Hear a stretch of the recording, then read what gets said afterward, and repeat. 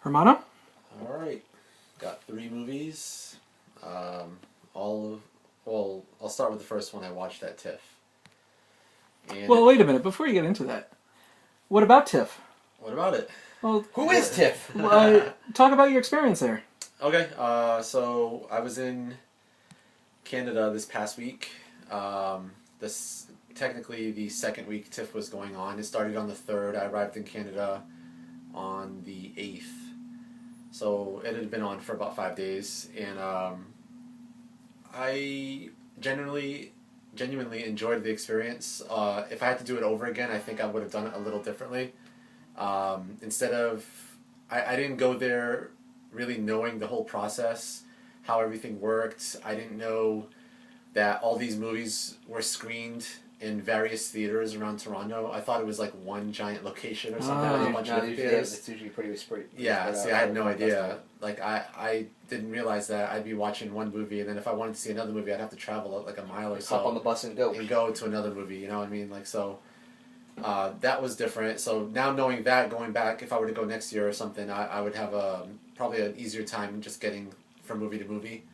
I would definitely buy a package of 10 to 20 tickets or something like that if I had the time to see that many movies, because it's so much easier than the process that I had to go through, which was pretty much, I didn't have a lot of free time because, I mean, I wasn't there specifically for the film festival. I was there to kind of on a family vacation, visiting family and stuff like that, and I scheduled the vacation alongside of TIFF. You know, if I should happen to have some free time, I could go check out a movie or two, which is kind of how I did it. And I'd go online when I had free time, and I'd say, all right, let's see what movies are playing.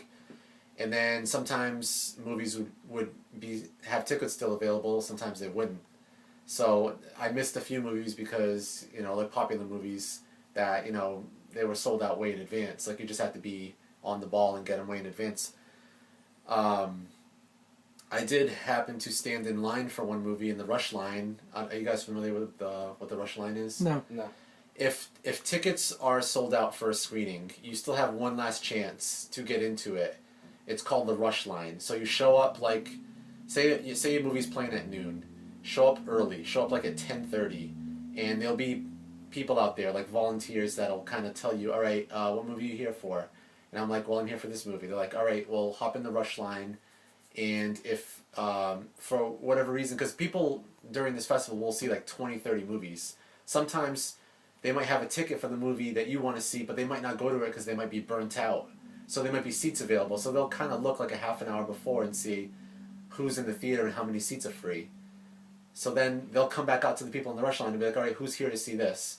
And, you know, if you're there to see that specific movie, they'll be like, all right, we got about like 10, 15 seats free. So 10, 15 people in the rush line can get in, the first 10, 15. That's why you want to get there early. So I had to go into the rush line for one movie that I wanted to see that was sold out online. And I wanted to get the full experience. I'm like, well, let me go into the rush line. Who knows? I might get in. I show up, and I show up pretty early, like an hour and a half early, or a little under an hour and a half early. And I'm asking one of the girls, I'm like, oh, I'm here for this movie. Do you know if I'm too early? I don't know the whole process really. And she's like, well, you could just stand in the rush line and then someone will come be with you. And I'm like, okay, so where's the rush line? And she's like, oh, it's right there. And I look, and there's just this sign that says rush line, but there's nobody in line. And I'm like, oh, there's nobody in line. She's like, yep, you're first. And I'm like, yeah, that's a good chance that I'm going to get like the ticket for the movie I wanted to see. So I'm like, I wait in line. By the time I actually got into the movie, there was only like 5 or 6 people behind me. And only 2 others were there to see the movie that I wanted to see. Weird. So that was not indicative of what the rush line is like, though, because the 2 nights prior to that, I saw what a real rush line looks like, and there was like almost 200 people in it. Jesus. And some of those people had been there for like 4 or 5 hours in advance to potentially get into a movie. So I was kind of dreading going into the rush line, but I said, you know what, I'll take a shot. Who knows? I got lucky because the movie I wanted to see was in the afternoon. A lot of people were working or school, whatever. Now, was this at the Lightbox? Yes. What'd you think?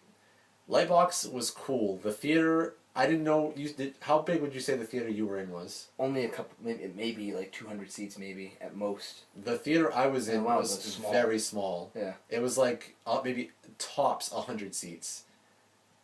Sounds about right. Yeah, and this was for a smaller movie or a lesser known movie, so I thought, well, maybe they put the smaller movies in these theaters because this place is huge. It's like a whole city block. Yep. Pretty much, it's a gigantic building, and I couldn't believe, like, I was kind of like, oh, when I walked into the theater, it was so tiny. It was like the size of my apartment, pretty much, and I'm like, oh, this is kind of small. Like, what the hell?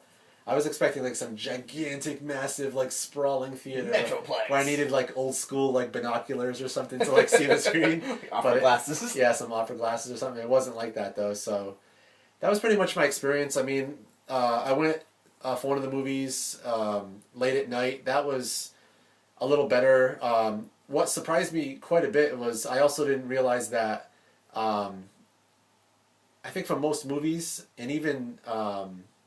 Not just directors, but actors are there for Q&As or to present the movie.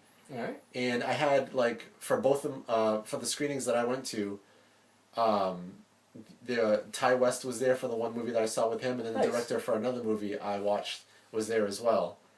So that was cool. I was unexpected. That was like a huge shock to me. I was like, oh my god, like I can't believe he's here. Like that was like such a surprise. Like I didn't realize. They show up for these things. I thought, they just get their films in. They're too big to show up, for this stuff, but they were there. So that was a nice surprise. Other than that, I mean, I don't have much else to say. I mean, the whole process was kind of a little daunting. I mean, to get tickets, I mean, the way I did it, which is very last minute and stuff like that, like I probably wouldn't do it that way again. I would definitely get a package deal and just lay out the movies that I wanted to see and hope that I get into those movies, you know what I mean? So overall, though, I had a good time. I mean, it was a good experience, to just kind of see like just how busy and how frantic everything was and how many people were there and stuff like that. And these theaters were really nice. I mean, the Bell Lightbox is really good, and then the other movie that I saw was at the Scotiabank Theater. Yep. That theater is huge too. Like in the lobby, they have probably like a minivan-sized USS Enterprise and Klingon ship or whatever it's called. The Warbird. Warbird, yeah. They have like, it's probably the size of a minivan, like hanging from the ceiling. I was like, oh, what the hell?